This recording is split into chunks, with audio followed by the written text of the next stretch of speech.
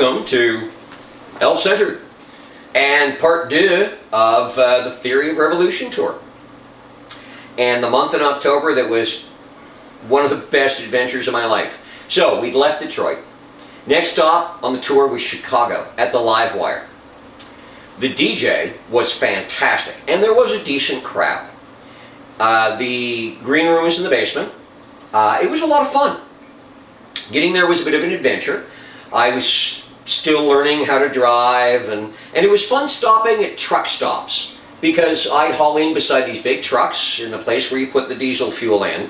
The first couple of times I gassed up, I really only put it in one side, even though you're supposed to do both, because again, I'm learning. And I had been asked a couple of times already at this point, so what are you hauling? Artists, musicians. Oh, how long you been driving? 3 days now. But apparently I handled it well. Every now and then there was a little jerkiness. People in the back got rattled around, but it wasn't horrible. I tried to keep it as smooth and safe as possible for my can full of musicians in the back. Now, 2 of the members of Deviant UK are married. And much like any other relationship between band members, there are always challenges and issues. And an argument erupted in the green room. And bottles were thrown. It was thought that it was a water bottle, which is plastic and it's going to hurt, but but it was a glass bottle. It was a beer bottle and it caused a cut. Of course, this exploded and it kind of went a little overboard, and an ambulance was called, which meant police were called. And the back and forth, and it's where I really got disappointed in Nikki as a tour manager. Instead of spending her time settling things down and working with the police, she was spending time at the merch table, selling stuff, and letting things course where they would. Which, of course, the police were trying to put things together and misunderstanding, and stuff was cross-talking, and as a result, there was a separation between the 2 members. One was going to go home. This was going to damage the tour. Nikki wanted them off the tour. Jonathan did not, of course. It was where things started to really kind of broil. This kind of drama happens. I work to avoid this sort of drama. I would put my 2 cents in if it was worthwhile. But for the most part, I just kind of stayed quiet, which I probably shouldn't have, but I didn't think that the parties were going to listen to me anyways. And so I just kind of sat on some quiet anger and let it work through. It was a back and forth for several days. But, off to Indianapolis. The member from Deviant UK who was going to go home was waiting at an airport. We went off to Indianapolis to do the next show. Decent club, not a very big turnout. I liked the club, I liked the space. Ran into an old friend, and we got to kind of camp out near her place, with several of us getting couches and showers. I'll tell you, even with the shower in the bus, and having to refill the water every day, an actual shower is just heavenly. Unfortunately, as much as I was trying to do, I was in the band, in For All the Emptiness. Again, amazing band. Check them out. Check out their website. Download their music. It's great stuff. I was driving the vehicle, and it was long hauls.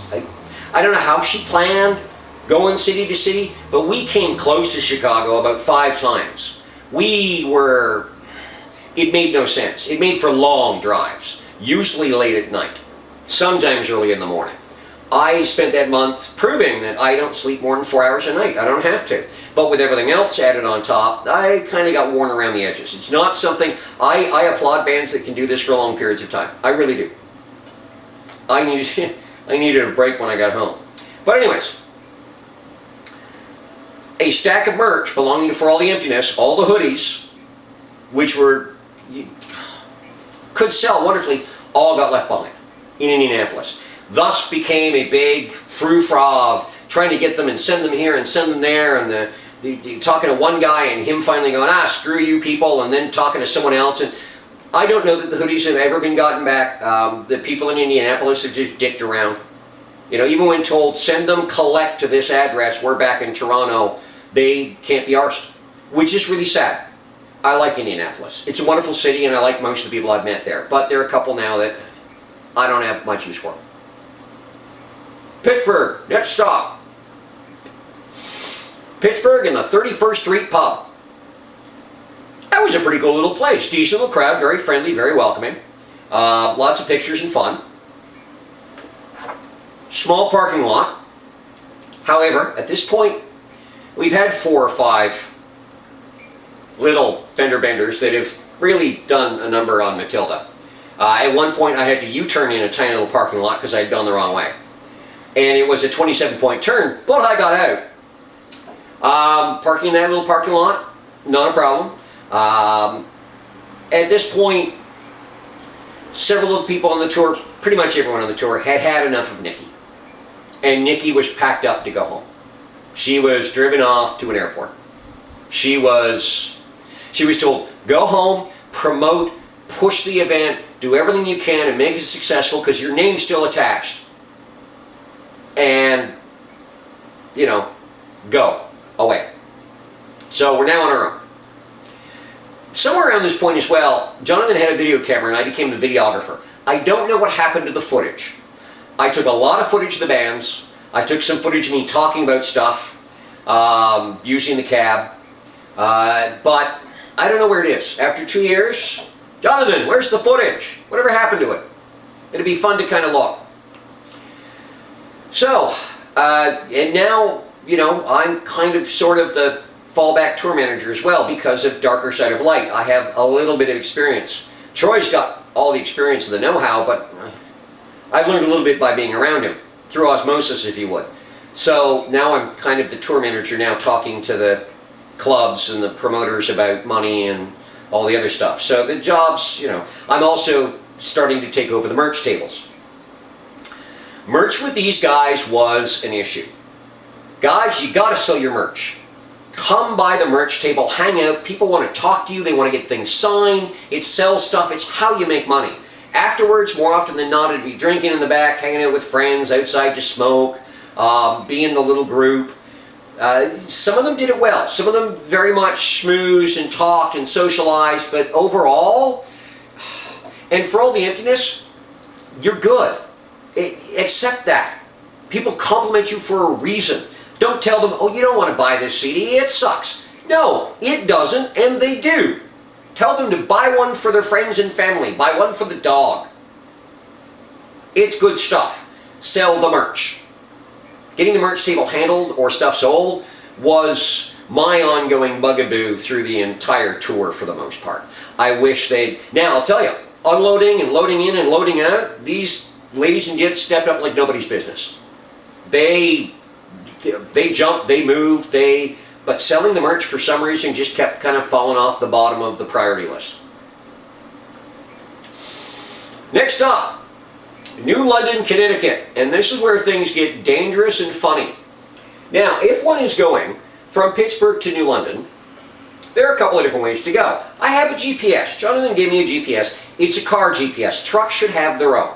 He had kind of set some things on the GPS, including avoid tolls.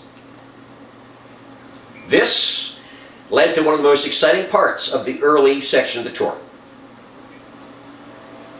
The GPS took us to a place I'd been to once before and recognized when I got there because there is a toll. Not as big as the toll on the highway nearby. A couple of people in the back recognized it. It's called Bear Mountain. It's a 2-lane highway that wiggles up, way up, and then way down, and ends up on a parkway. Now, you can drive a truck on a freeway, you can drive a truck on a highway, you can drive a truck on all sorts of ways, including a driveway. You cannot legally in the United States, or Canada, I think, drive a truck on a parkway. I found this out after. So we start going up Bear Mountain.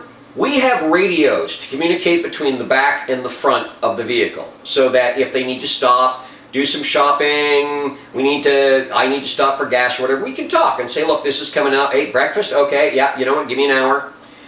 We were all about the food. We went looking for food. There was a lot of fun with food, especially White Castle, which is excellent when you're drunk. Indianapolis, we did a White Castle, best food ever. When we tried to eat it the next day, oh, mother of but I digress. So, at one point, I swear I saw an eagle fly below the vehicle. I've got a ton of cars behind me who are patient for the most part. Surprise, surprise. We are chugging our way up. And I got on the radio about halfway up and said, ladies and gentlemen, if you should happen to experience a sudden sense of acceleration ending in a churning, ear-splitting crash in flames, it is because we're about to die! And I turned the radio off. At one point, turning the corner, apparently, from the back window, if you pressed your face up against it, you could see my face in the mirror, the rearview mirror. And I was told after we landed in Connecticut that my expression was one of terror and horror. And yes, going up and down Bear Mountain was a terrifying, terrific, horrifying, horrific experience. So we get down, we get on the parkway. It's early evening, there's next to no traffic on the parkway, which is good, because all of the underpasses and the bridges are curved. And the center is 13 foot high. We're 12 foot 10. The lanes are at 12 foot 4. So I had to center the vehicle every time and there were a lot of those underpasses. I straddle the line, go. I'm doing this at speed. I'm doing this at 60 miles an hour. Sometimes 65. Fortunately, there wasn't a lot of traffic. So we get there, very poor turnout. The promoter changes a whole lot of stuff while we're there. You don't get fed as much. You don't get as many drink tickets. The crowd that was there were fantastic. It was a weeknight, so I can understand that. There were issues over getting paid. I had a long talk with her about guarantees versus door and how things should work and stand up for yourself, and she's done a lot better since. I'm really impressed with a lot of the stuff that she's brought to the New London, Connecticut area. I applaud her very much. But at the time it was... So we slept in this big parking lot that said no parking here, but it seemed to be a derelict abandoned building. We found out that was not so the next day when we woke up and there were cars all over the place. Getting out was a little tricky. We got back on the parkway because the GPS took us there. As we're driving along the parkway in the morning with rush hour traffic, so it's, you know, thick, getting to straddle the center lane is quite an experience. I had to kind of go side to side and change lanes at the right time.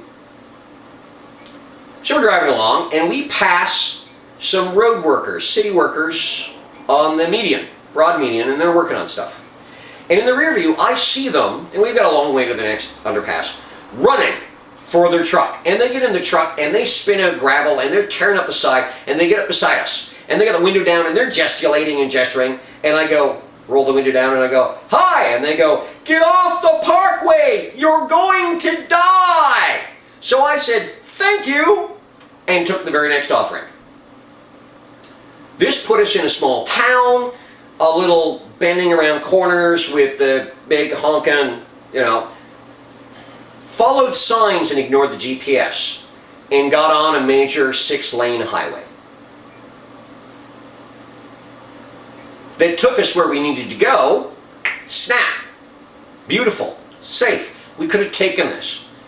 That was when Jonathan told me at our next stop that he had set the GPS to get around tolls. There is a setting on the GPS for truck routes, so I tried to use that.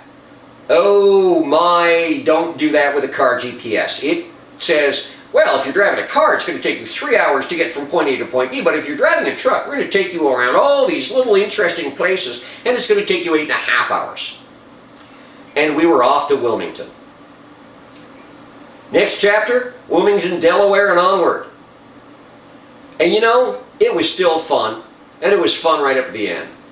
I would not have traded that experience for anything.